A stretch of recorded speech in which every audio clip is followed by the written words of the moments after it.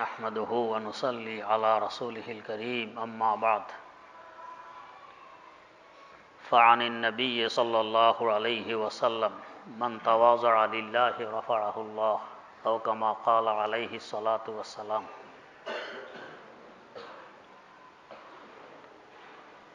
সমস্ত মানুষের চাহিদা মানুষ দুনিয়া ও আখিরাতে ইজ্জত সম্মানের সাথে সুখে শান্তিতে বাস করবে। কারো এই চাহিদা নেই যে আমি কষ্টে থাকি, না দুনিয়াতে না আখিরাতে, এই চাহিদা কারোর নেই। কিন্তু উভয় জাহানে ইজ্জত সম্মানের সাথে সুখে থাকতে হলে কি করা লাগবে?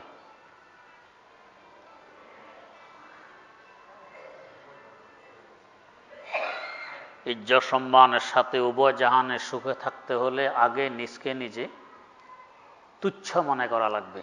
আমি কিছু নই। নিজকে নিজে ভাঙতে হবে। যত ভাঙা যাবে, যত তুচ্ছ বানানো যাবে, এতে আমার দাম তত বাড়বে। আমরা তো দূরের কথা, সিদ্দিক আকবর হযরত আবু বকর রাদিয়াল্লাহু তাআলা আনহু মাঝে মধ্যে বলতেন, কোনো গাছ দেখলে আমি যদি তোর মতো গাছ হইতাম, তো মানুষ আমাকে কেটে আগুনে দিয়ে জ্বালিয়ে ফেলত। ঘাস দেখলে বলতেন, আমি যদি তোর মতো ঘাস হইতাম, তো গরু ছাগল ওট বকরি আমাকে খেয়ে ফেলত, আমার আর কোনো চিন্তা ফিকির থাকতো না। কিন্তু হয়েছি মানুষ, এখন আমাকে ভবিষ্যৎ নিয়ে, পরকাল নিয়ে, আখিরাত নিয়ে, দুনিয়ার জব দেহিতা নিয়ে আমাকে চিন্তা ফিকির করা লাগে। আন্দাজ করুন নিজকে নিজে কি পরিমাণ ভাঙলে, কি পরিমাণ তুচ্ছ মনে করলে মানুষ হওয়ার তুলনায় গাছ হওয়াকে, ঘাস হওয়াকে অগ্রাধিকার দিতেন। যদ্দরুন আল্লাহ পাক এত বড় বানিয়ে দিয়েছেন যে হযরতে আম্বিয়া কেরাম আলাইহিমুস সালাতু ওয়াস সালামের পরেই তাঁর স্থান। শেখ আহমদ সারহিন্দি মুজাদ্দেদে আল-ফেসানি রহমতুল্লাহ আলাইহি তিনি বলেন যে আমার মাঝে মধ্যে মনে আসতো যে আবু বকর সিদ্দিক রাদিয়াল্লাহু তাআলা আনহু থেকে ফারুক আজম ওমর রাদিয়াল্লাহু আনহুর ফজিলত বেশি হইতে পারে। কারণ তার শানে বলা হয়েছে, আমার পরে যদি কোনো নবী আসতো তাহলে ওমর নবী হইত, এবং ওমরের আরো অনেক কাজকর্মকে সামনে রাখলে মনে হয় যেন তার ফজিলত বেশি হবে। তো শেখ আহমদ সারহিন্দি মুজাদ্দেদে আল-ফেসানি রহমতুল্লাহ আলাইহি বলেন, আমি মোরাকাবায় বসলাম এই দুইজনের স্তর কোথায় এটা দেখার জন্য, কে কোন মাকামের, কে কোন স্তরের। মোরাকাবায় বসার পর আমি দেখতেছি হযরত রাসূল আকরাম সাল্লাল্লাহু আলাইহি ওয়াসাল্লামের পা মোবারক যেখানে, সিদ্দিক আকবর আবু বকর রাদিয়াল্লাহু তাআলা আনহুর মাথা মোবারক সেখানে হুজুরের পায়ের সাথে লেগে আছে। আর ফারুক আজম ওমর রাদিয়াল্লাহু তাআলা আনহু অনেক নিচে।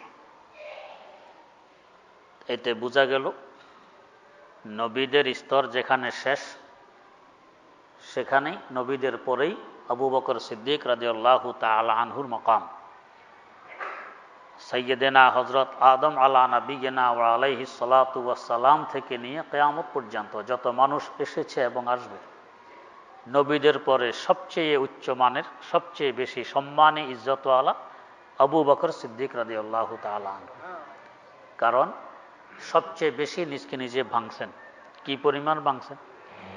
নিজের ঘর বাড়ি ত্যাগ করছেন, সয় সম্পদ ত্যাগ করছেন, পয়সা কড়ি ত্যাগ করছেন, সারা জীবন যার কাছে থাকলে ভাঙা যাবে তার কাছে থাকছেন। এই পরিমাণ ভাঙার বরকতে আল্লাহ রাব্বুল আলামিন কোথা থেকে কোথায় পৌঁছিয়ে দিয়েছেন। হযরত শেখ সাদি রহমতুল্লাহ আলাইহি বলেন, আল্লাহ, আমি একবার এক গোসলখানায় এক বন্ধুর হাত থেকে একটি মাটির ঢিলা হাদিয়া পাই। উপটোকন হিসাবে। বন্ধু আমাকে একটি মাটির ডিলা হাদিয়া দেয়। তো দেখি যে মাটির ডিলা থেকে গ্রান বেরিয়ে আসতেছে, সুগন্ধ ছড়িয়ে পড়তেছে। তো আমি আশ্চর্য হয়ে মাটির ডিলাকে জিজ্ঞেস করলাম, ও মাটির ডিলা, তোমার থেকে তো দুর্গন্ধ আসার কথা, সুগন্ধ আসে কেন? মাটির ডিলা বলতেছে, আসলে তো দুর্গন্ধে আসার কথা যেহেতু আমি মাটি, তবে কিছুদিন আমি ফুল বাগানে ছিলাম ফুলের সংস্রবে। এই ফুলের সান্নিধ্যে থাকার কারণে ফুলের ঘ্রাণ আমার মধ্যে বিস্তার লাভ করেছে, এই জন্য তুমি ঘ্রাণ পাইতেছ, না হয় দুর্গন্ধই পাইতে। শেখ সাদি রহমতুল্লাহ আলাইহের ভাষায় উনি গুলিস্তার মধ্যে ঘটনাটি উল্লেখ করছেন। ওনার ভাষায় উনি বলতেছেন, গেলে খুশবু ইয়েদর হাম্মা মেরোজে, গেলে খুশবু ইয়েদর হাম্মা মেরোজে, রাসি দস দসতে মাহবুবে বদস্তাম, বদো গুফতাম কে মেশকে ইয়া আবিরে, কে আজবু এ দিলাভিজে তুমস্তাম, বগুফতা মান গেলে নাচি যে বুদাম, ওয়ালে কিন মুদ্দতে বাগুল নিশাস্তাম, জামালে হামনিশি দরমান আসর করদ, ওয়াগর নামান হুমা খাকাম কে হস্তাম, ওয়াগর নামান হুমা খাকাম কে হস্তাম। এখানে কিছু কথা বুঝার আছে। এক নম্বর কথা, বন্ধু বন্ধুকে হাদিয়ে দিলে, উপঢৌকন দিলে, তো মাটির ডিলা পাইছে, আর কিছু পায় নাই দুনিয়াতে। মানুষের কোনোদিন মাটির ডিলা হাদিয়া দেয়? বরং কেউ কাউকে মাটি দিলে এটা বেইজ্জতির আলামত আর কারণ হিসাবে ধরা হয়। তো বন্ধুকে মাটির ডিলা দিবে না, দিবে আরো ভালো জিনিস, আতর দিবে, গ্রান জাতীয় কোনো বস্তু দিবে, মাটির ডিলা কেন দিবে? মানলাম দিল মাটির ডিলেই, তো হাদিয়া দেয়ার জায়গা বুঝি গোসলখানা, দুনিয়াতে আর জায়গা ছিল না। মানুষের গোসলখানা নিয়ে হাদিয়া দেয়? হাদিয়া তো অন্য জায়গায় দিবে, খোলামেলা জায়গায় দিবে, ঘরে এসে দিবে, গোসলখানায় কেন হাদিয়া দিবে? মানলাম হাদিয়া গোসলখানায় দিল। এই মাটির ডিলা যদি 1000 বছরও ফুলের সাথে থাকে, মাটির ডিলা কোনোদিন গ্রান আসবে? আসবে না। আতর ঢেলে দিলে আতরে গ্রান আসবে। ফুল বাগানে থাকলে তো মাটির ডিলে গ্রান আসবে না। এখনো ফুল বাগানের এক টুকরা মাটি আপনি হাতে নিয়ে দেখুন, গ্রান নেই, তো ওটার মধ্যে কেন আসবে? মানলাম গ্রান আসলো ফুলের, তো শেখ সাদি মাটির ডিলের সাথে কেন কথা বল? এটা কি যুক্তির কথা যে কেউ মাটির সাথে কথা বলবে? আচ্ছা, উনি বলছেন ওনার আবেগ সামলাইতে পারেননি, তো মাটির ডিলা বুঝে ওনার কথার উত্তর দিবেন? মাটির তো কোনো জবান নাই, তাকতে গুয়াই, কথা বলার শক্তি নেই, তো মাটি কিভাবে কথা বলবে? তো বুজুর্গানে দিন বলেন, আমরা এই ওনার পংক্তিগুলোর যে অনুবাদ বুঝতেছি, উদ্দেশ্য এটা নয়। তো উদ্দেশ্য কি? তো এখানে বন্ধু মানে ওনার পীর ও মুর্শিদ হযরত শেখ শাহাবুদ্দিন নকশবন্দি রহমতুল্লাহ আলাইহি, উনি হলেন ওনার পীর। বন্ধু মানি পীর, উদ্দেশ্য পীরের মাধ্যমে আমার হাতে আসছে মাটির ডিলা। কোথায়? গোসলখানা। এখানে ওনার হাম্মাম, গোসলখানা মানে আলমে বালা, ঊর্ধ্ব জগৎ, যাকে আলমে মালাকুত বলা হয়, ওই জগৎ। তার মানে বন্ধুর তাওয়াজ্জু, বন্ধুর ফয়েজ ও বরকতে আমি মরাকা অবস্থায় ঊর্ধ্ব জগতে পৌঁছে যাই রুহানিভাবে। ওইখানে পৌঁছার পরে বন্ধুর তাওয়াজ্জু, অর্থাৎ আমার পীর ও মুর্শিদের তাওয়াজ্জুর বরকতে এখানে মাটির ডিলা মানে হযরতে আবু বকর সিদ্দিক রাদিয়াল্লাহু তাআলা আনহু, তার রূহের সাথে আমার সাক্ষাৎ ঘটে ঊর্ধ্ব জগতে। তো গেলে খুশবু ইয়েদর হাম্মামে রোজে, একদিন হাম্মাম মানে ঊর্ধ্ব জগতে, আলমে মালাকুতে, আলমে বালায়, রাসি দস দস্তে মাহবুবে বদস্তাম, আমার মাহবুব, আমার শায়েখ, আমার পীর ও মুর্শিদের তাওয়াজ্জুহের বরকতে একটা মাটির ডিলা তথা সিদ্দিক আকবর আবু বকর রাদিয়াল্লাহু তাআলা আনহুর রূহ মুবারকের সাথে আমার সাক্ষাৎ ঘটে। তো সেখানে সাক্ষাতে দেখি অন্যান্য রূহ যেই স্তরে, যেই মকামে সিদ্দিক আকবর আবু বকর রাদিয়াল্লাহু তাআলা আনহুর রূহ এর থেকে কোটি কোটি গুণ বেশি ঊর্ধ্বে, উচ্চ মকামে, ভিন্ন জ্যোতি, ভিন্ন গ্রাণ, ভিন্ন অবস্থা, ভিন্ন হাবভাব। এরপরে আশ্চর্য হয়ে আবু বকর সিদ্দিক রাদিয়াল্লাহু তাআলা আনহু রূহকে জিজ্ঞেস করলাম, বদো গুফতাম কে মেশকে ইয়া আবিরে, কে আজবু এ দিলা ভিজে তুমস্তাম। ও সিদ্দিক আকবর, আমরা যেরকম মানুষ আপনি এরকমই মানুষ। মানুষ হিসাবে আমাদের আপনার মধ্যে কোনো ব্যাসকম নেই, কিন্তু আমরা কোথায়, আপনি কোথায়?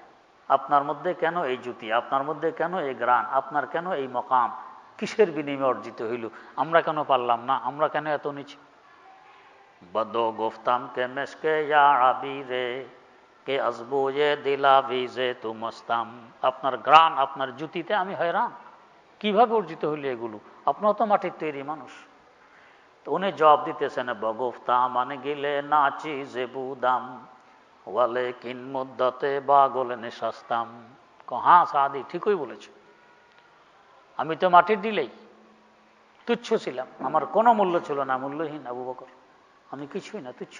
কিন্তু ওয়ালে কিন মুদ্দতে বাগল নেশাস্তাম, কিছুদিন ফুলের সংস্রবে থাকা আমার ভাগ্যে জুটেছে। সেই ফুল কি? মুহাম্মাদুর রাসূলুল্লাহ সাল্লাল্লাহু আলাইহি ওয়াসাল্লাম। রাসূলুল্লাহ সাল্লাল্লাহু আলাইহি ওয়াসাল্লামের সান্নিধ্যে থাকা, তার সংস্রবে থাকা আমার কপালে জুটছিল। এই বরকতে আমার মধ্যে এগুলো দেখতেছো।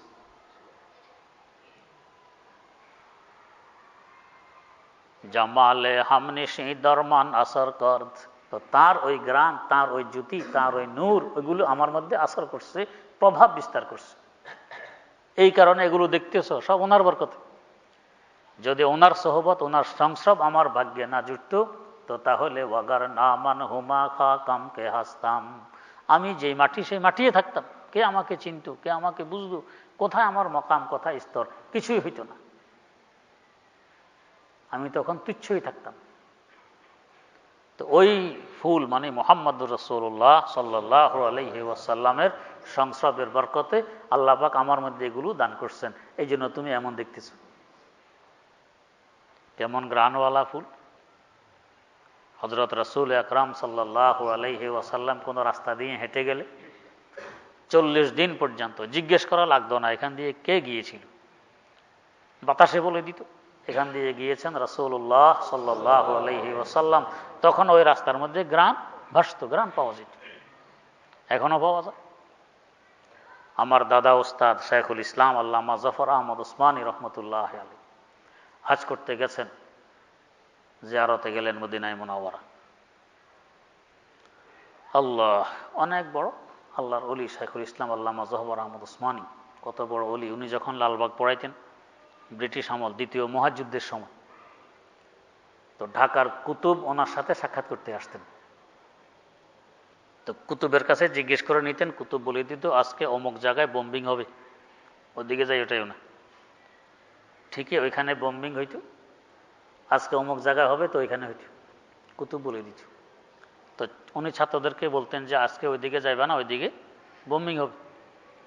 ছাত্ররা দর্শি, হুজুর আপনি কিভাবে যান? পরে একদিন বলছেন যে আমাকে ঢাকার কুতুব সাহেব বলে দেন যে এই অবস্থা হবে। ছাত্ররা দর্শে, হুজুর তাহলে একদিন আমাদের সাথে পরিচয় করায় দেন, আমরা ওনার সাথে মুসাফা করবো।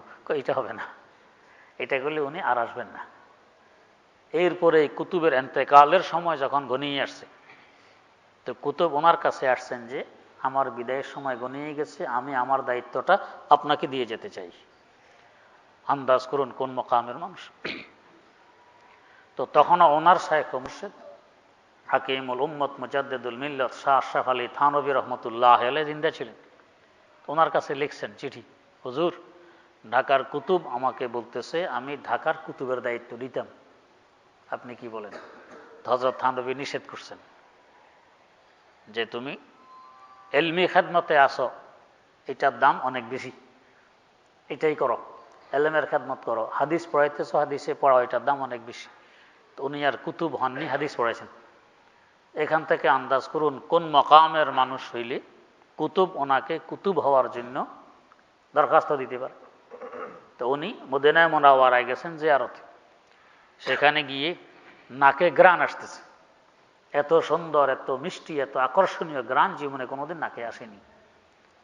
ভাবলেন অদূরে কোথাও ফুলের বাগান আছে, ওইখান থেকে বাতাস গ্রান বয়ে আমার নাকে নিয়ে আসে। এত সুন্দর গ্রান, জানি কোন ফুলের, একটু দেখে নি। তো ওই ফুল দেখার জন্য বাগানের খোঁজে কোনো এক গলি ধরে হাঁটেন, হাঁটতে হাঁটতে গলির ওই মাথায়, কিন্তু বাগান টাগান নেই। তো ভাবেন বোধহয় গলি ভুল হয়ে গেছে, অন্য গলিতে ফুলের বাগান। তো আরেক গলিতে যান, গেলে দেখেন এখানেও গ্রাম তো নাকে আসে ঠিক, কিন্তু বাগানের হদিস পাওয়া যায় না। এখনো ভাবেন বোধহয় গলি ভুল হয়ে গেছে, অন্য গলিতে আছে। আরেক গলিতে যান, এভাবে হাঁটতেছেন ফুলের বাগানের তালাশে, গলির পর গলি পরিবর্তন করতেছেন আর হাঁটতেছেন, ফুলের বাগান খুঁজতেছেন। এর মধ্যে এলহাম হইল আল্লাহ রাব্বুল আলামিনের পক্ষ থেকে, বলা হইল, ও জাফর আহমদ, গ্রান কোথার থেকে আসে, কোন বাগান থেকে আসে এখনো টের পাওনি? কিসের ফুলের বাগান খুঁজতেছ? গ্রানের মার্কাজ, গ্রানের গোডাউন তো রওজায়ে আতহারে আরাম করতেছে, গ্রান তো এখানে। তো গ্রান এখান থেকে আসতেছে, তুমি কোথায় ফুলের বাগান খোঁজো?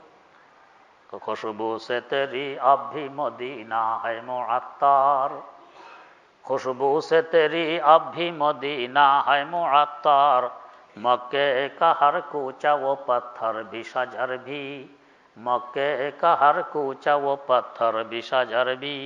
এখনো সেই ফুলের গ্রান বাসতেছে আকাশে বাতাসে। তো সিদ্দিক আকবর বলেন, ওই ফুলের সংসবে কিছুদিন থাকার বরকতে আল্লাহ পাক আমার মধ্যে এই গ্রান, এই জ্যোতি, এই নূর দান করেছেন, এই মর্যাদা আমাকে দান করেছেন। না হয় আমিও তো মাটি ডিলেই থাকতাম। জামালে হামনিশি দরমান আসর কর, ওয়াগর নামান হুমা খাকামকে হাসতাম। তো যদি কিছু হইতে চাই, যদি উভয় জাহানে ইজ্জত সম্মানের সাথে থাকতে চাই, উভয় জাহানে সুখ শান্তি চাই, তাহলে আগে নিজকে ভাঙতে হবে, আগে তুচ্ছ বানাইতে হবে। আমাকে লাঠি দিয়ে বাড়ি মারুক তো মারুক, বরং আমি এর থেকে আরো বেশি উপযোগী, আরো মারুক। তো গালি দিছি তো দেখ। আমার জাতের ব্যাপারে, হ্যাঁ দ্বীনের ব্যাপারে যদি কোনো সমস্যা হয় তাহলে তার প্রতিবাদ জরুর করব, আবশ্যক করা লাগবে, না হলে দ্বীন দুর্বল এটা মনে আসবে। কিন্তু আমার ব্যক্তিগত ব্যাপারে যা কিছু করুক তো করুক, এতে আমার কি আসে যায়? আমাকে একজনে 10টি গালি দিল, গালি দেওয়ার আগে আমি যেরকম ছিলাম দেওয়ার হতে এরকমই কোনো বেশ কম হয়েছে হয়নি। তো দরকার কি? দেখ, ওর গালির কারণে আমার গুনাহ মাফ হইতেছে, আমার মর্যাদা আরো বাড়তেছে। আর যদি আমি তার প্রতিশোধ নিতে যাই, সে আমাকে 10 গালি, আমি 20 গালি শুনিয়ে দিলাম, তো আরো লসে গেলাম, লসে। প্রতিশোধ নেওয়া দরকার না। আমার পক্ষ থেকে যদি কেউ অন্যায়ভাবে আমাকে অন্যায়ভাবে কেউ গালি দেয়, কেউ জুলুম করে, কেউ অত্যাচার করে, তা আমার পক্ষ থেকে আমার আল্লাহ যথেষ্ট, আল্লাহকে যথেষ্ট মনে করা চাই, আমার দরকার নেই। হযরত শেখ আহমদ স্যার হিন্দি মুজাদ্দেদে আল ফিসানি রহমতুল্লাহ আলাইহি যাইতেছেন, তা এক মহিলা ওনাকে গালি দিছে। মহিলা কালে কালে আল্লাহর অলিদের, ওলামায়ে কেরামদের, হক্কানি পীর মাশায়েখদের দুশ্মন থাকে, হাসাদ, হিংসা, বিদ্বেষ। তাকে মহিলা গালি দিছে। উনি ওনার খাদেমকে বলতেছেন, মহিলাকে যে একটা থাপ্পড় দিয়ে আসো। খাদেম তো আশ্চর্য, হুজুরকে তো জীবনে এরকম প্রতিশোধ নিতে দেখি নেই, আজকে হঠাৎ হুজুর প্রতিশোধ নেওয়ার জন্য বলতেছেন মহিলাকে গিয়ে থাপ্পড় দিয়ে আসো, কেমন কথা? সে ইতস্ত, সাপোর্ট দিবে, দিতেছে, দিবে, এই ভাবতেছে। এর মধ্যেই মহিলার উপর গজব নাজিল হইয়া মহিলা হালাক হইয়া গেছে, ধ্বংস হইয়া গেছে। তো হযরত বলতেছেন ওই খাদেমকে, তুমি এই মহিলাটাকে ধ্বংস করে দিলা। খাদেম তো আরো আশ্চর্য, আমি যদি থাপ্পড় দিতাম তো ঠিক আছে, থাপ্পড় হয়তো একটু জোরে লেগে গেছে, মহিলা মারা গেছে। যেরকম সাইয়্যিদিনা হযরত মূসা আলা নাবিয়িনা ওয়া আলাইহিস সালাতু ওয়াস সালাম এক কিপ্তিকে এক থাপ্পড় দিয়ে মেরে ফেলছে। তো আমি তো থাপ্পড় দিলামই না, আমি কি করে হেরে মারলাম, কি করে তাকে ধ্বংস করলাম? তো জিজ্ঞেস করতেছে, হুজুর আমি তো এখনো থাপ্পড়ও দেইনি, আমি তাকে ধ্বংস করলাম কিভাবে? হযরত বলতেছেন, দেখো, এই আমাকে গালি দেওয়ার কারণে আমি দেখতেছিলাম আল্লাহর পক্ষ থেকে গজব আসতেছে তার উপরে। এখন যদি আমি আমার প্রতিশোধ নিয়ে নিতাম, ওই গজব ফিরে যেত। এই জন্য তোমাকে বলছি তাড়াতাড়ি যায় থাপ্পড় দিয়ে আসো। তুমি তো প্রতিশোধ নেওনি, আমার পক্ষ থেকে থাপ্পড় দাওনি, এই জন্য আল্লাহর গজব চলে আসছে। তো আমার থাপ্পড়ের তুলনায় গজব বেশি মারাত্মক, তাই ধ্বংস হয়ে গেছে। গজবের তুলনায় আমার থাপ্পড় অনেক হালকা ছিল, থাপ্পড় দিলে গজব আসতো না। তো আমার পক্ষ থেকে আমার আল্লাহ যথেষ্ট, আমার তো দরকার নেই। হ্যাঁ, যদি দ্বীনের ব্যাপারে হয় তো তাহলে এটা আমার দায়িত্ব আসবে, এখন আমাকে প্রতিবাদ জানাইতে হবে, প্রতিশোধ নিতে হবে। জাতের ব্যাপার হলে লাগবে না। তো নিজকে নিজে আগে তুচ্ছ বানানো লাগবে, নিজকে নিজে আগে বেদামি বানাইতে হবে, ছোট বানাইতে হবে। যারাই বড় হয়েছেন এভাবে হয়েছেন। হযরত নিজামউদ্দিন আউলিয়া রহমতুল্লাহ আলাইহি কত বড় মানুষ, যার বরকতে এক দুনিয়া হেদায়েত পেয়েছে, এক দুনিয়া যার মাধ্যমে হেদায়েত পেয়েছে। কত বড় মানুষ, এলেম শিখতেছেন, এলেম শিখতে শিখতে এই পরিমাণ শিখছেন, কারোর সাথে যদি কোনো মাসালা নিয়ে তর্ক শুরু হয় তো সব সময় উনি জয়ী হন, ওনার বিপক্ষে যে সে পরাজিত হয়, ওনাকে কেউ পরাজিত করতে পারে না। এই পরিমাণ এলেম অর্জন করছেন, আল্লাহ পাক ওনাকে দান করছেন, যার কারণে ওনার নাম পড়ে গেছে মাওলানা বাহাস। বাহাস মানে তর্কবাগীশ, তর্ক করে ওনার সাথে কেউ কোনোদিন কুলাইতে পারে না। ওনার উপাধি আর লকব হয়ে গেল মাওলানা বাহাস, তর্কবাগীশ। কোনো মজলিসে যদি উনি যাইতেন তো মজলিস ওনার হয়ে থাকতো, আর যে কেউ আসুক মানুষ সব ওনার দিকে মাইল, ওনার দিকে ধাবিত, ওনার আসরে মতাআসসির, ওনার প্রভাবে প্রভাবান্বিত হয়ে যেত, উনি মজলিসকে প্রভাবান্বিত করে ফেলতে পারতেন। যার কারণে ওনার লকব হয়ে গেছে মাহফিল শিকান, মজলিস শিকান, মজলিসকে নিজের বানাই ফেল। কত বড় হয়ে গেছেন, কি পরিমাণ এলেম অর্জন করছেন, এই দুইটা উপাধি থেকে আন্দাজ করতে পারেন। মাওলানা বাহাস আর মজলিস শিকান, মাহফিল শিকান ওনার লকব। এই অবস্থায় পুনরায় পড়তে আসছেন, আগে একবার পড়ে গেছেন, পুনরায় পড়তে আসছেন ওনার শায়েখ মুর্শিদ হযরত শায়েখ ফরিদ গঞ্জে শকর রাহিমাহুল্লাহু তাআলার কাছে। পাকিস্তানের পাঞ্জাব প্রদেশ মুলতান জেলা পাকপটন এলাকার আজুধন নামী গ্রামে এখানে পড়তে আসছেন। আল্লাহ পাক তৌফিক দিয়েছেন, আমি সেখানে গেছি। হযরত শায়েখ ফরিদ গঞ্জে শকর রহমতুল্লাহ আলাইহির মাজার ওইখানে আছে। আল্লাহ, তো এখানে পড়তে গেছেন, এখন কি পড়াবেন উস্তাদ? তো উস্তাদ শেখ শেহাবুদ্দিন সরওয়ার্দী রহমতুল্লাহ আলাইহির বড় গুরুত্বপূর্ণ একটি কিতাব আওয়ারিফুল মাআরিফ, এটা পড়াবেন। তজবিজ হইল, সিদ্ধান্ত হইল এটা পড়বে উনি। তো ক্লাসে আরো ছাত্র আছে, উনিও বসছেন, শায়েখ পড়াইতেছেন। এক জায়গায় লেখা খুব চিকন কিংবা লেখা অস্পষ্ট। ওস্তাদ এমনি বুড়ো মানুষ, আরো লেখা চিকন কিংবা অস্পষ্ট, এটা বোঝা যায় না ভালো করে, তো চিন্তা করতেছেন এখানে কি হবে। আর হযরত নিজামউদ্দিন আউলিয়া রহমতুল্লাহ আলাইহি নতুন নতুন মাত্র পড়ে আসছেন, এখন এলেমের জোশ বড় গরম। তো বলে ফেলছেন, হুজুর অমকের কাছে এক কপি এই কিতাব দেখিয়ে আসছি, ওইটার লেখা পরিষ্কার, লেখা সুন্দর।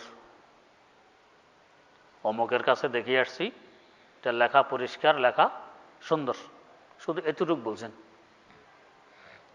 বস এখন ওস্তাদ, ওনার পীর, ওনার ওস্তাদ শেখ ফরিদ গঞ্জে শকর, উনি বলতেছেন যে আরেকজনের সঠিক নুসখা দেখে, কপি দেখে আমার এই কপিকে ঠিক করে নেব, এই শক্তি আমার নেই, আমার দ্বারাই হবে না।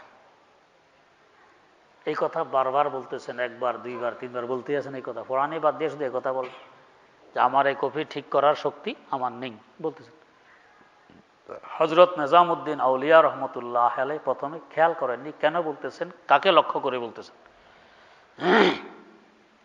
তো ওনার ক্লাসে আরেকজন, উনিও বড় আলেম ছিলেন, শায়েখ ইসহাক, উনি এনাকে ইশারা দিয়েছেন যে বলতেছে তোমাকে, তুমি এই কথা কেন বলছো, যে অমুকের কাছে এক কপি দেখিয়ে আসছি বড় পরিষ্কার, লেখা সুন্দর, এটা কেন বলছো, তোমাকে বলতেছে।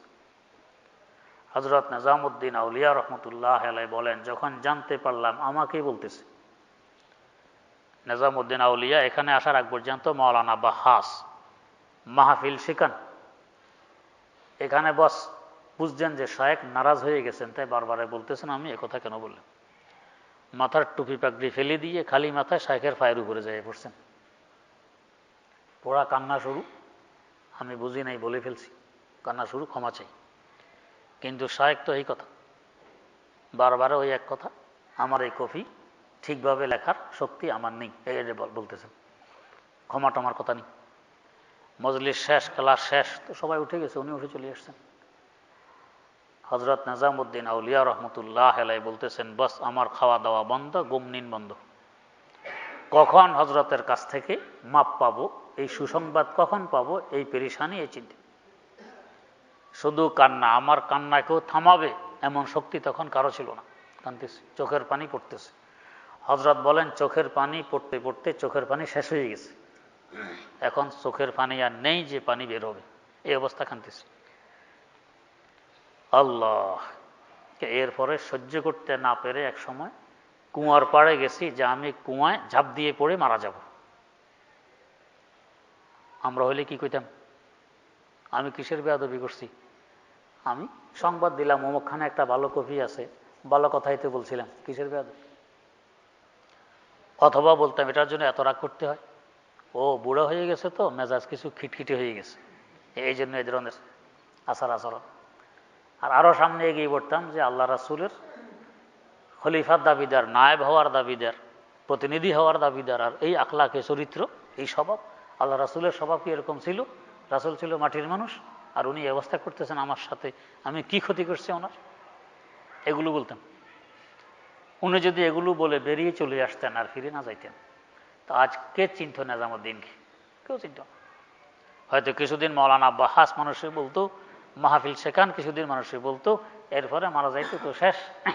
ওনার আসার, ওনার আলামাত, ওনার চিহ্ন পর্যন্ত থাকতো না, সব মিটে যেত। কিন্তু উনি তো আছেন, আমি মাপ কখন পাবো, আমার তো বেয়াদবি হয়ে গেছে। এইভাবে একদিন, 2 দিন, 3 দিন কাঁদতেছেন আর পরেশান করতেছেন।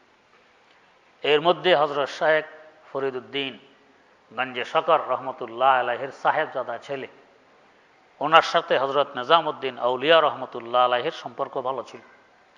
তো ছেলের কাছে একদিন বলেন, ভাই আমার তো জীবন শেষ, হুজুর নারাজ হয়ে গেছেন, আমি যতই কান্নাকাটি করতেছি, যতই পা ধরতেছি, হুজুর তো রাজি হন না, নারাজ হয়ে গেছেন, কি করা যায়? তো সময় পেয়ে হযরতের ছেলে একদিন হযরতকে ধরছেন যে আব্বা, নিজামুদ্দিনের তো অবস্থা বড় খারাপ। কি? কাঁদতে কাঁদতে তার চোখের পানি শেষ হয়ে গেছে, সে কুয়ার পাড়ে যায়, ঝাঁপ দিয়ে পড়ে মরবে। মরে না কেন? যখন ঝাঁপ দিতে উদ্বুদ্ধ হয় তখন মনে আসে যে আমি তো ঝাঁপ দিয়ে মারা যাব, কিন্তু পরবর্তীতে কার বিরুদ্ধে মোকদ্দমা আসে যে কে আমাকে ঠেলে ফেলছে, কেউ আমাকে ঠেলে কুয়ায় ফেলে দিয়েছে, অথচ সব নির্দোষ, আমি নিজে পড়ছি। কিন্তু এটা তো কেউ বিশ্বাস করবে না যে নিজামুদ্দিন লাফ দিয়ে কুয়ায় পড়ছে। যে মৌলানা তর্কবাগী সে এভাবে লাফ দিয়ে কুয়ায় পড়তে পারে, এটা কেউ বিশ্বাস করবে না। পরে কার বিরুদ্ধে মোকদ্দমা হয়, কে মুসিবতে পড়ে, তো খামাখা নিরপরাধী একজনকে অপরাধী বানাই দিব, মুসিবতে ফেলবো, এটাও তো মুশকিল। এই কথা মনে এসে লাভ দেন না, না হয় লাভ দিয়ে মরতেন। এই অবস্থা ওনার। আর শুধু এক কথা মুখ দিয়ে যে মানচে কুনাম, মানচে কুনাম, মানচে কুনাম, হায় আমি কি করব, হায় আমি কি করব, হায় আমি কি করব। এটা হলো ভাঙা। কি পরিমাণ ভাঙতেছেন, কি পরিমাণ ভাঙতেছেন। তো ওস্তাদের ছেলে যখন এই অবস্থাগুলো তার বাপের সামনে তুলে ধরল, তখন বাপ ডাকলেন যে রে আসতে বলো। আসছেন, আসার পরে ক্ষমা করে দিলেন। এই ক্ষমার আগ পর্যন্ত কি পরিমাণ ভাঙছেন, কি পরিমাণ কষ্ট পাইছেন, তার দোয়া থেকে বোঝা যায়। তিনি আল্লাহর কাছে দোয়া করতেন যে আল্লাহ, ক্ষমার আগ পর্যন্ত যে অবস্থা আমার উপর ছিল, এরকম অবস্থা তুমি তোমার কোনো বন্দার উপরে আনবা না কোনোদিন। যে পেরেশান আমি ছিলাম, এরকম পেরেশান তোমার কোনো বন্দাকে কোনোদিন তুমি করো না। আন্দাজ করুন কি পরিমাণ পেরেশান ছিলেন, কি পরিমাণ অস্থির ছিলেন, কি মুসিবত ওনার উপরে তখন যাচ্ছিল ওনার খেয়াল। ক্ষমা করার পরে শায়েখ বলতেছেন যে তোমার অবস্থার উপরে বিবেচনা করে আমি এই অবস্থা করছি। তার মানে তোমাকে একদিন নিজামুদ্দিন আউলিয়া হওয়া লাগবে। এখনো যদি যেভাবে ইচ্ছে সেভাবে চলো, যেভাবে ইচ্ছে এইভাবে বলো, তো নিজামুদ্দিন আউলিয়া হওয়া যাবে না। বড় হইতে হলে আগে ছোট হওয়া লাগবে, ভাঙতে হবে। তোমাকে ভাঙার জন্য আমি এই অবস্থা করছি। খুব ভাঙছেন। এইভাবে ভাঙা যখন শেষ পর্যায়ে পৌঁছছে, তখন খেলাফত দিলেন, নিজের লাঠি মোবারক ওনাকে সুপর্দ করলেন, দিয়া বললেন ভারতবর্ষের হেদায়েতের দায়িত্ব তোমার। নিজামুদ্দিন আউলিয়া রহমতুল্লাহ আলাইহি দায়িত্ব পেয়েছেন। এই সময় দোয়া চেয়েছেন, হুজুর আমার জন্য দোয়া করুন। কে দোয়া করতাম? দোয়া করবেন যাতে মানুষের দুয়ারে দুয়ারে আমাকে ঘুরতে না হয়। এই দোয়া আমার জন্য করবেন যাতে মানুষের দুয়ারে দুয়ারে আমাকে ঘুরতে না হয়। আন্দাজ করুন, দায়িত্ব তো পুরা ভারতবর্ষের উপরে কবজা করতে হবে, পুরা ভারতবর্ষকে ওনার দিকে আকৃষ্ট করতে হবে, না হেদায়েত করবেন কিভাবে? কিন্তু বলতেছেন কি, কারো দুয়ারে দুয়ারে যাতে ঘুরতে না হয়। তো হযরত শায়েখ বলতেছেন, হ্যাঁ আমি আল্লাহর কাছে তোমার জন্য দোয়া করছি যে তুমি আল্লাহর কাছে যা চাও তা যাতে পেয়ে যাও, এই দোয়া করছি। আল্লাহু আকবার। সাধারণ দোয়া নয়, যা চাও তা যাতে পেয়ে যাও, এই দোয়া করছি। আল্লাহ। এরপর হজরত নিজামুদ্দিন আউলিয়া রহমতুল্লাহ আলাই দেখতেছেন হজরত শায়েখ তার খানকার ভিতরে গিয়ে মাথার টুপি পাগড়ি ফেলে দিয়ে একবার খানকার এই মাথায় আবার খানকার এই মাথায়, হালাত অন্যরকম, অবস্থা অন্যরকম, আর মুখে দুইটি শের, খাহাম কে হামেশা বরজায়ে তুজিয়াম, খাহাম কে হামেশা বরজায়ে তুজিয়াম, খাকি শাওয়ামো বজরে পায়ে তুজিয়াম, খাকি শাওয়ামো বজরে পায়ে তুজিয়াম, মকসুদ মানে খাস্তা যে কৌনাইনে তুই, মকসুদ মানে খাস্তা যে কৌনাইনে তুই, আজবাহারে তুমি রাম ও বরায়ে তুজিয়াম, আজবাহারে তুমি রাম ও বরায়ে তুজিয়াম। অন্য অবস্থায় হালাত অন্যরকম, এই দুইটি শের ফুটতেছেন আর এই মাথায় মাথায় ঘুরতেছেন, মাথায় টুপি পাগড়ি কিছু নেই, খালি মাথায়। আমি বাইরে থেকে লক্ষ্য করতেছি। কতক্ষণ এটা পড়লেন আর ঘুরলেন, এরপরেই সেজদা পড়লেন। কতক্ষণ সেজদা, আবার মাথা তুললেন, আবার কতক্ষণ সেজদা, আবার মাথা তুললেন। এই অবস্থা করতেছেন, কিছুক্ষণ সেজদা, কিছুক্ষণ উপরে, কিছুক্ষণ সেজদা, কিছুক্ষণ উপরে। আমি আর আমাকে ধরে রাখতে পারলাম না, আমি দৌড়িয়ে খানকায় ঢুকলাম, ঢুকে নিজের মাথার টুপি পাগড়ি ফেলে দিয়ে হজরতের পায়ে পড়লাম আর বললাম যে হুজুর আমার জন্য দোয়া করুন। হজরত আমার জন্য দোয়া করলেন। লোকেরা জিজ্ঞেস করছে কি দোয়া চাইছেন? তখন ইস্তেকামাতের দোয়া চাইছি। ইস্তেকামাত মানে দ্বীনের উপরে মজবুতির দোয়া চাইছি, যাতে আমার শেষ নিঃশ্বাস ত্যাগ করা পর্যন্ত আমি দ্বীনের উপরে মজবুতির সাথে অটল থাকতে পারি, এই দোয়া চাইছি। সুবাত ফিদ্দিন, ইস্তেকামাত ফিদ্দিন। এই জন্য দোয়া করতে হয়, ইয়া মুকাল্লিবাল কুলুব সাব্বিত কলবি আলা দীনিক। ও মানুষের অন্তর পরিবর্তনকারী, আমার অন্তরকে আপনার দ্বীনের উপরে অটল রাখুন। এই দোয়া করা লাগে। আমি ইস্তেকামাতের দোয়া চাইছি। এটার দ্বারা কি বুঝাইলেন? এই যে হজরত খানকা এদিক এদিক ঘুরলেন, ওনার হালাত অন্যরকম, অবস্থা অন্যরকম, মাথায় টুপি পাগড়ি নেই, আর এই দুইটি শের বারবার পড়তেছেন, এরপর সেজদায় পড়তেছেন, মাথা তুলতেছেন। এটা উদ্দেশ্য ছিল আমাকে শিক্ষা দেয়া। কি শিক্ষা? দেখো, কিছু যদি হইতে হয়, উভয় জাহানে যদি ইজ্জত সম্মান পাইতে হয়, তো নিজকে নিজে আগে মাটি বানাইতে হবে, নিজকে নিজে আগে মাটি বানাইতে হবে। তো খাকি শাওয়াম বজরে পায়ে তুজিয়াম। মানুষের দুয়ারে দুয়ারে যদি ঘুরতে না হয়, তো আমি মাথা যার দুয়ারে রাখতেছি, তোমাকেও মাথা তার দুয়ারে রাখতে হবে। এক দুয়ারে যদি মাথা রাখো, তো হাজার দুয়ারে মাথা রাখা থেকে আল্লাহ তোমাকে হেফাজত করবেন। আর এক দুয়ার ছেড়ে দিলে হাজার হাজার দুয়ারে মাথা ঘুরাইতে হবে, মাথা নত করতে হবে, ইজ্জত সম্মান কোথাও পাবে না। বহার দরকে শোধেছে ইজ্জত নাই আর। শেখ সাদি রহমতুল্লাহ আলাই বলেন, আল্লাহর দরবার ছেড়ে অন্য যে দরবারে যাও, ইজ্জত আর পাবে না। এই বেইজ্জতি অবস্থায় তোমাকে জীবন কাটাইতে হবে। তো হযরত শায়েখ বুঝাই দিলেন, মাথা নত করতে হবে এক দুয়ারে, তাহলে মানুষের দুয়ারে দুয়ারে ঘুরা লাগবে না। আর ওই দুয়ার থেকে মঞ্জুরি করায় নিতে হইলে আগে নিজকে নিজে মাটি বানাইতে হবে, তুচ্ছ বানাইতে হবে, হেও বানাইতে হবে, মিটাই দিতে হবে। সেটা কি? খাকি শাওয়াম বজরে পায়ে তুজিয়াম। ও আল্লাহ, আমি মাটি হয়ে যেতে চাই। খাকি শাওয়াম, মাটি। আমি মাটি হয়ে যেতে চাই। ও বজরে পায়ে তুজিয়াম, তোমার কুদরতি পায়ের নিচে জিন্দা থাকতে চাই। বড় হইতে চাই না, বড়ত্ব চাই না। নানপুর হযরত দোয়া করতেন, বুজুর্গি কি नहीं हमको जरूरत, गोलाम अपना बना हमको खुदाया, बुजुर्गी नफ्स की ख्वाहिश है अफसोस, तकब्बुर से बचा हमको खुदाया। আল্লাহ, আমি বড় হইতে চাই না, আমি তোমার গোলাম হইতে চাই। যদি ঠিকই আল্লাহ পাক আমাকে কবুল করে নেন আর গোলাম হিসাবে, তাহলে আন্দাজ করুন, বাদশার গোলাম কিন্তু গোলামদের বাদশা, বাদশার গোলাম গোলামদের বাদশা। এই জন্য বুজুর্গানে দিন বলেন, গোলামে হক সোদান আইনে তরাকিস, গোলামে হক সোদান আইনে তরাকিস, গোলামি ইয়ে খোদা খুদ আইনে শাহিস। আল্লাহর গোলামি করা এটা উন্নতির আসল সোপান। গোলামে হক সোদান আইনে তরাকিস, গোলামি ইয়ে খোদা খুদ আইনে শাহিস। খোদার গোলামি করা মানে বাদশাহী করা, গোলামদের উপরে বাদশাহী করা। হযরত শেখ ফরিদগঞ্জ শকর রহমতুল্লাহ আলাই এটা বুঝাইতে চান নিজামুদ্দিন আউলিয়া রহমতুল্লাহ আলাইকে যে খাকি শাওয়া মোবাজে রে পায়ে তুজিয়াম খা হামকে হামেশা বরেজায়ে তুজিয়াম। আল্লাহ সবসময় তোমার সন্তুষ্টি চাই, তোমার কুদরতি কদমের নিচে মাটি হয়ে থাকতে চাই, বড় হয়ে নয়, মাটি হয়ে থাকতে চাই। মাকসুদ যে কাউনাইনে মানে উভয় জাহান আমার উদ্দেশ্য কি? উদ্দেশ্য একমাত্র তুমি। মাকসুদ মানে খাস্তা যে কাউনাইনে তুই আজ বাহারে তুমি রাম ও বরায়ে তুজিয়াম। আল্লাহ আমার দিল ভাঙা, খাস্তা মানি ভাঙা। মাকসুদ মানে খাস্তা যে কাউনাইনে তুই, দুনিয়া ও আখিরাতে উভয় জাহানে আমার মতো ভাঙা দিলের উদ্দেশ্য একমাত্র তুমি, আর কিচ্ছু উদ্দেশ্য নেই। আজ বাহারে তুজি আর বাহারে তুমি রাম ও বরায়ে তুজিয়াম, আজ বাহারে তুমি রাম ও বরায়ে তুজিয়াম। আল্লাহ মারা গেল তোমার জন্য, জিন্দা থাকলেও তোমার জন্য, একমাত্র তোমার হয়ে থাকতে চাই। হযরত নিজামুদ্দিন আউলিয়া রহমতুল্লাহ আলাই বলেন, হযরতের এই অবস্থায় আমাকে শিক্ষা দিল যে যদি কিছু হইতে চাই, যদি কিছু হইতে চাই আর মানুষের দুয়ার থেকে নিজকে নিজে বাঁচাইতে চাই, তাহলে আমাকে এক দুয়ারে নিয়ে মাথা নত করতে হবে, এই ছাড়া আর কোনো গতি নেই। তো ভাঙা, নিজকে নিজে যত ভাঙা যায়, যত তুচ্ছ করা যায়, যত ছোট বানানো যায়, ততই বড় হওয়া যায়।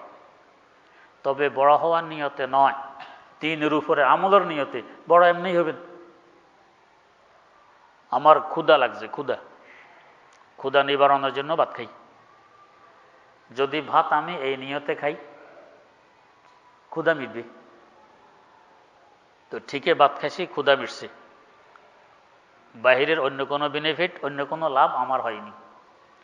হ্যাঁ, যদি আমি এই নিয়তে খাই যে ক্ষুধা লাগলে আল্লাহ রসুল সাল্লাল্লাহু আলাইহি ওয়াসাল্লাম খাইতেন, এই জন্য খাইতেছি, তাহলে ক্ষুধা তো মিটবে, সাথে সাথে সুন্নতের সওয়াব হবে। তো এই নিয়ত করলে এমন তো না যে শুধু সওয়াব পাইলাম, ক্ষুধা মিটবে না। না, ক্ষুধা তো মিটবে, এটা প্রাসঙ্গিক, ক্ষুধা মিটবে। তো ক্ষুধা এমনও মিটবে, হেমনও মিটবে, এটা নিয়তের দরকার নেই। হ্যাঁ, নিয়ত না করলে যেটা পাওয়া যাবে না ওই নিয়ত করি, তাহলে বড় হওয়ার নিয়তের দরকার নেই। আল্লাহ আমি বড় হওয়ার জন্য ছোট বানাইতেছি, এটার দরকার নেই। আমি তো ছোট বানাইতেছি বাস্তবে আমি ছোট, আমি ছোট বানাইতেছি দ্বীনের হুকুম পালনার্থে, আমি ছোট বানাইতেছি কোরআন ও হাদিসের হুকুম পালনার্থে, এই জন্য ছোট বানাইতেছি। এর বৈশিষ্ট্য হলো আল্লাহ পাক বড় বানাবেন, এটা নিয়তের দরকার নেই। নিয়ত করলেও বানাবেন, না করলেও বানাবেন। তো ওই নিয়ত করে করলে তো আমার সওয়াব শেষ, সওয়াব আর হইল না। আমি সওয়াবের নিয়তে ছোট বানাবো, তুচ্ছ বানাবো, নিজকে নিজে হেও করব, ছোট করব, ইনশাআল্লাহ আল্লাহ পাক এমনি বড় বানাই দিবেন। নিয়ত করার দরকার নেই। সূরা মুলুক যদি সন্ধ্যায় কেউ পাঠ করে, তো তাহলে তার আর্থিক দুর্বলতা থাকে না, অনটন থাকে না। এই নিয়তে যদি পড়ি তো ঠিক অনটন থাকবে না, সওয়াবও হবে না। হ্যাঁ, আমি সওয়াবের নিয়তে যদি তেলাওয়াত করি তো সওয়াব তো হবে, প্রতি অক্ষরে অক্ষরে 25 নেকি, তার পাশাপাশি আর্থিক দুর্বলতাও যাবে। এটা নিয়ত করা লাগবে না, নিয়ত করলে তার একদিকে লস। তো নিয়ত করবো সওয়াবের, এটা অটোমেটিক চলে আসবো।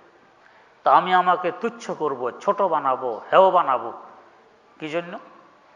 দ্বীনের হুকুম, কি জন্য? কোরআন হাদিসের আদেশ, এই জন্য বড় আল্লাহ পাক এমনি বানিয়ে দিবে। হযরত শাইখুল আরব ওয়াল আজম সৈয়দ হোসেন আহমদ মাদানী রহমতুল্লাহ আলাইহি,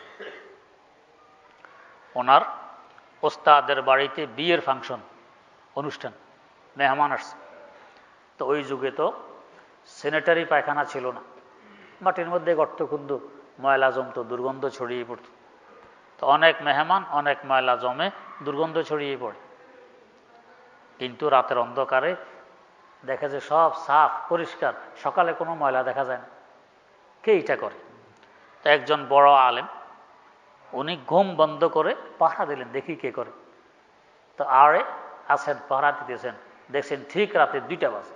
এটা আমার কেউ তাহাজ্জুদে উঠবে না, সবাই ঘুমে আছে, আর একটু দেরি হলো তো তাহাজ্জুদের জন্য উঠবে। 2টা বাজে শাইখুল আরব ওয়াল আজম সৈয়দ হোসেন আহমদ মাদানী রাহেমাহুল্লাহ, উনি একটা টুকরি হাতে নিয়ে আসছেন।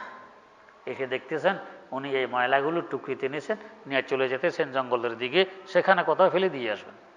উনি গিয়ে সামনে দাঁড়াইছেন, হুজুর আপনি কি করতেছেন? কো ভাই, হাত জোর করে বলছি, আমার জীবদ্দশায় কারো কাছে বলবেন না। তো এই যে এই কাজটা উনি করছেন, ওনাকে শাইখুল আরব ওয়াল আজম মানি আরব অনারব উভয় জাহানের মুরব্বী মানা হইতো তখন। তো এত বড় হওয়ার পরও এই কাজ করতেছেন, ওস্তাদের বাড়ির পায়খানার ময়লা সাফ করতেছেন, ছোট বানাইছেন, এর দ্বারা উনি আরো বড় হয়েছেন, ছোট তো হননি। আজ যার নাম আমাদেরকে দমে দমে নিতে হয়, মাআরিফুল কোরআনের লেখক, তাফসিরে মাআরিফুল কোরআনের লেখক আল্লামা মুফতি শফি রাহেমাহুল্লাহ। কত বড় মানুষ, কত বড় মানুষ। হাকিমুল উম্মত মুজাদ্দিদুল মিল্লত শাহ আশরাফ আলী থানভী রহমতুল্লাহ আলাইহি বলতেন, আনতুমা আইনায়া, মুফতি শফি আর হযরত মাওলানা আব্দুল করিম ঘুমতলবী, দুইজন বড় মুফতি বলতেন, তোমরা দুইজন আমার দুই চক্ষু, তোমাদেরকে দিয়ে আমি দেখি। আর এদিকে আবার ওলামায়ে কেরাম বুঝবেন, আব্দুল করিম লিখতে প্রথম অক্ষর আইন আর শফি লিখতে শেষ অক্ষর আইন, তোমরা আমার দুই আইন। আর আরবিতে আইন বলে চক্ষুকে। তো নামের মধ্যে দুইজনের নামে আইন আছে, একজনের শুরুতে একজনের শেষে, আর আইনের অর্থ চক্ষু। তো তোমরা আমার দুই চক্ষু, তোমাদেরকে দিয়ে আমি দেখি। থানভী সাহেবের মতো মানুষ বলে, কত বড় মানুষ। মুফতি শফি রহমতুল্লাহ আলাই থানবন যাবেন, দেওবন্দ থেকে রেলগাড়িতে গেছেন, মুজাফফরনগর স্টেশন নামছেন, অনেক রাত হয়ে গেছে। তো এক লোক কুলি তালাশ করতেছে, কুলি, প্ল্যাটফর্মে কোনো কুলি নেই, তালাশ করতেছে। ওই লোকও থানায়বন যাবে। মুফতি শফি রহমতুল্লাহ আলাই দেখতেছেন এই লোক তো থানায়বন যাবে, কুলি তালাশ করতেছে, কুলি তো নেই, তার কাছে যে সামান এগুলো নিয়ে এসে যেতেও পারবে না, বড় বিপদে আছে। উনি করছেন কি, নিজের জামা কাপড়ের কুলির মতো করে বাঁধা টেঁধে সামনে এসে মাই কুলি হুঁ, আমি কুলি, যাতে হে লোকটা না চিনে এ কে, আমি কুলি। তো বস দাম দস্তুর ঠিক করে রওনা করছে। তো মুফতি শফি রহমতুল্লাহ আলাই বলেন যে বোঝা একটা আমার মাথায় দিছে, ও জীবনে বোঝা বোয়ার অভ্যাস তো নেই, মাথায় দিছে, মনে হয় গাড় এখনই ভাঙবে। এই অবস্থায় হাতের মধ্যে আরো বোঝা ধরাইয়া দিছে। তো আমার যেন জীবন আসে আর যায় এই অবস্থা, কিন্তু প্রকাশটা করতে পারতেছে না যে আমি আর পারি না, কারণ কুলি তো আরো বেশি পারে। কোনো রকমে আল্লাহ আল্লাহ করতে করতে তার বোঝা এই গভীর রাত বহন করে থানা ভবনে আনছি। আয়না বোঝা পৌঁছায় দিয়ে বলতেছি, আপনি এগুলো সামলান, আমি একটু আসতেছি। তো বস আসতে ঠিক হয়েই আমি আমার আগের বেশে চলে আসছি। হে আর আমাকে চিনতেছে না, আর কুলিকেও পেতেছে না, কারণ আমি তো তার কাছে হক পাওয়া না, মাফ করে দিছি, অসুবিধা কি। তো মুফতি শফি রহমতুল্লাহ আলাই, যাকে মুফতি আজম বলা হইতো, পুরা ভারতবর্ষের সবচেয়ে বড় মুফতি, আন্দাজ করুন। আর কাজটা করলেন কি, যে একজন লোকের বোঝা বহন করে থানেবন নিয়ে গেছেন মুজাফফরনগর থেকে। তাও এমন তো নয় যে বহন করার অভ্যাস আছে, অভ্যাস নেই, গাড় ভেঙে যাইতেছে, এরপরও হাতের মধ্যে আরো বোঝা তুলে দিছে। ওনারা ওনাদেরকে এইভাবে ছোট বানাইছেন, এই ছোট বানানোর বরকতে আল্লাহ পাক বড় বানাই দিয়েছেন। এই জন্য হাদিস শরীফে আছে, মান তাওয়াযা লিল্লাহ রাফাআহুল্লাহ, আল্লাহর ওয়াস্তে যে নিজকে নিজে ছোট বানায় আল্লাহ তাকে বড় বানাইয়া দেন। নিজকে নিজে ছোট বানাইতে হইলে, বাংতে হইলে এরকম যারা বাংছে এরকম কারো সংসর্গে থাকা লাগে, তাদের পরামর্শ অনুযায়ী চলা লাগে। যেরকম হযরত আবু বকর সিদ্দিক রাদিয়াল্লাহু তাআলা আনহু বলছেন, আমি একজনের সংসর্গে ছিলাম। হযরত নিজামউদ্দিন আউলিয়া রহমতুল্লাহ আলাইহি যেরকম বলতেছেন, আমি এরকম একজনের সংসর্গে গিয়ে নিজকে নিজে ভাঙছি। ভাঙার আগে তো আমি ছিলাম মাওলানা বাহাস, ভাঙার আগে তো আমি ছিলাম মাহফিল শেখান, কিন্তু ভাঙার পরে কি হয়েছে, নিজামউদ্দিন আউলিয়া পুরো ভারতবর্ষের হেদায়েতের দায়িত্ব পেয়েছেন। আজ 800 বছর হয়ে গেছে তিনি দুনিয়া থেকে বিদায় নিয়ে গেছেন, কিন্তু এখনো মনে হয় যেন তিনি জিন্দা। মানুষের অন্তরে তার মহব্বত কি পরিমাণ বসে আছে, কিসের বরকতে আগে ভাঙছেন নিজকে নিজে, ভাঙতে হবে। আল্লাহ রাব্বুল আলামিন আমাদের সকলকে এইভাবে ভেঙে আল্লাহ উভয় জাহানে ইজ্জত সম্মানের সাথে সুখ শান্তিতে বসবাস করা তৌফিক দান করুন।